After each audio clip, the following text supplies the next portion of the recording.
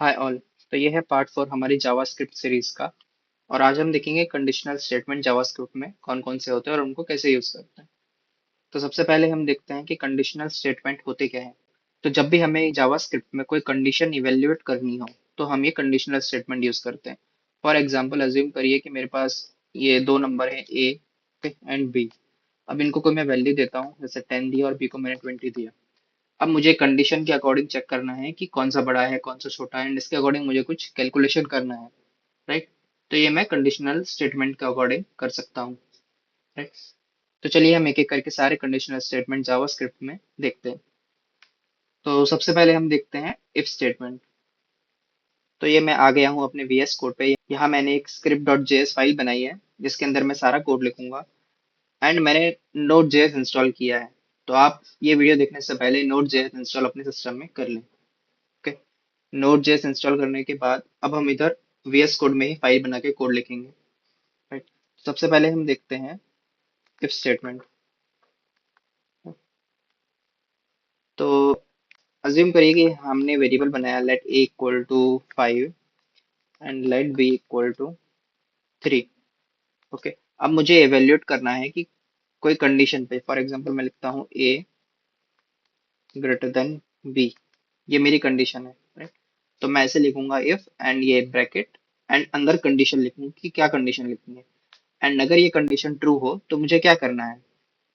तो ये जो अंदर का ये है कंडीशन, ये हमेशा ट्रू होनी चाहिए जब भी हमारा इफ ब्लॉक का अंदर का कोड चलेगा।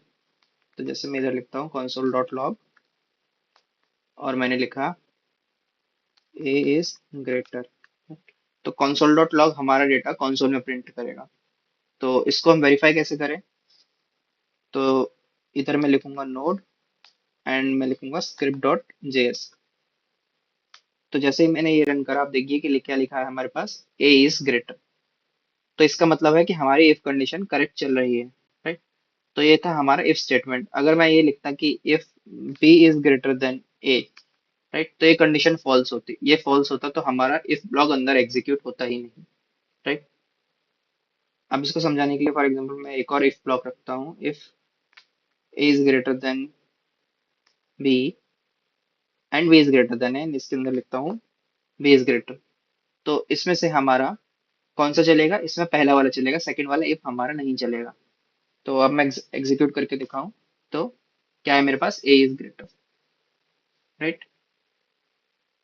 अगर हम इसके बदले ये करता कि B equal equal to B, अब क्या होगा ये केस में कि पहली कंडीशन भी ट्रू है एंड सेकंड कंडीशन भी ट्रू है। राइट। तो ये केस में दोनों एक, तो ये केस में दोनों प्रिंट होंगे। तो जैसे मैं नोड स्क्रिप्ट डॉट जेएस लिखा तो देखिए A is greater and B is equal. तो इस तरीके से हम इफ स्टेटमेंट लिख सकते हैं जावास्क्रिप्ट में। अब सेकंड हम चलते हैं इफ एल्स स्टेटमेंट पे। तो सिमिलरली जैसे हमने इफ यूज किया वैसे हम इफ एल्स यूज कर सकते हैं। तो जैसे मैंने इफ लिखा था is greater than B, right, तो मैं इधर लिखता हूँ एल्स। अगर ये कंडीशन मेरी फॉल्स होगी तो अगर ये कंडीशन मेरी फॉल्स होगी तो क्या एग्जीक्यूट करना है। तो ये जाएगा हमारा एल्स ब्लॉक में। तो इसमें लिखना, तो इसमें लिखा मैंने बी इज ग्रेटर। ओके। तो अभी भी आउटपुट हमें वही दिखेगा, ए इज ग्रेटर। पर अज्यूम कर लिए कि बी हम लिखते हैं 7, राइट। तो अब क्या होगा कि बी इज ग्रेटर, क्यों, क्योंकि पहली कंडीशन जो चली वो फॉल्स हुई तो वो सेकंड एल्स में गया। मतलब एल्स का सिर्फ काम ये है कि अगर पहली कंडीशन ट्रू होती है तो ट्रू, मतलब एल्स का काम, मतलब एल्स का काम ये है कि पहली कंडीशन अगर फॉल्स होती है, इफ कंडीशन अगर फॉल्स होती है तो वो एल्स में आएगा। ओके। अगर ए ग्रेटर नहीं है बी से तो मतलब इसका अपोजिट होगा कि बी इज ग्रेटर, तो इसलिए हमने लिखा है बी इज ग्रेटर। तो ये है हमारा एल्स ब्लॉक। तो हमने इफ एल्स भी देख लिया एंड इफ देख लिया।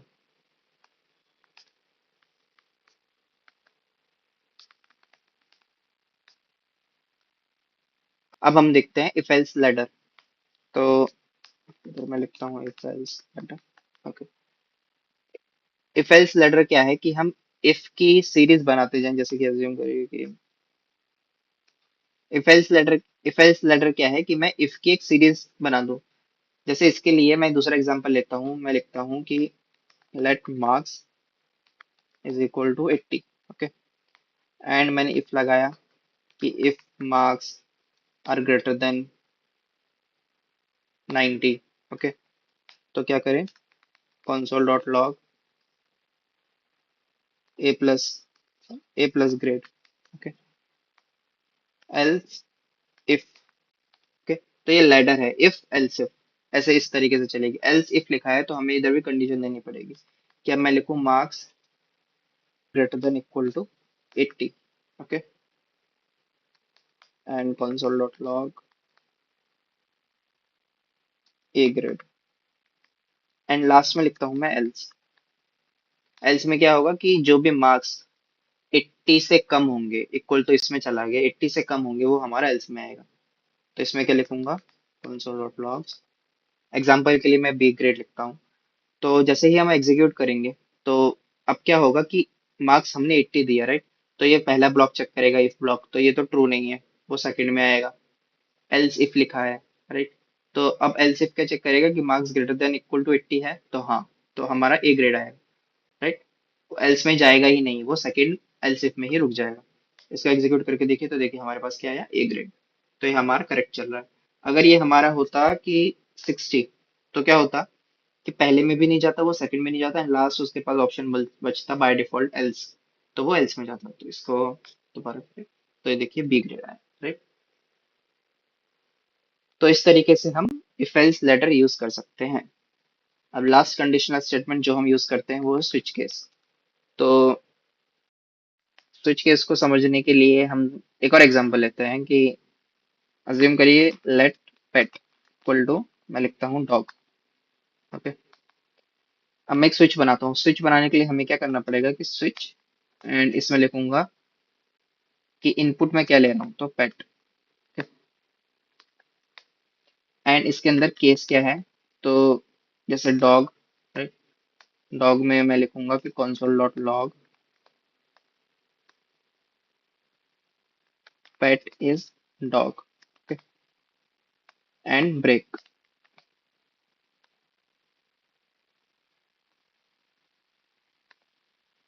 सेकंड केस में लिखूंगा कि cat console dot log pet is cat, and break. And by default हम डिफॉल्ट लिखते हैं। डिफॉल्ट में हम लिखेंगे console dot log unknown. Okay, and इसके आगे ब्रेक। तो मतलब ये कोड हमारा क्या कर रहा है कि वो केस वाइज चेक करेगा। हमने क्या बोला कि पेट इक्वल टू डॉग, तो ये क्या करेगा, स्विच के अंदर जाएगा, हमने उस इनपुट दिया है इसको पेट, तो स्विच के अंदर क्या जाएगा, ये हमारा पेट जो है ये।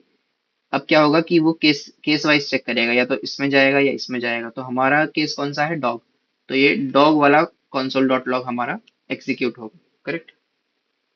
तो इस तरीके से हम स्विच केस बना सकते हैं। अब इसको प्रिंट करके बताऊं तो ये देखिए, पेट इज डॉग। ये कैसे हुआ कि जैसे हमारा ये कैसे हुआ, क्योंकि हमारा स्विच केस पेट ही ले रहा था, एंड पेट हमारा डॉग था। अगर मैं इसको फॉर एग्जांपल मैं करूँ टर्टल, ओके, एंड अब मैं एग्जीक्यूट करूँ तो ये हमारा डिफॉल्ट में जाएगा, क्योंकि ना वो डॉग है ना कैट है, राइट। एंड वो इसमें आएगा अननोन। तो ये है हमारा स्विच केस। इसके अकॉर्डिंग हम कंडीशन बना सकते हैं कि हमें कौन से केसेस हैं, वो सारे केसेस डिफाइन कर सकते हैं।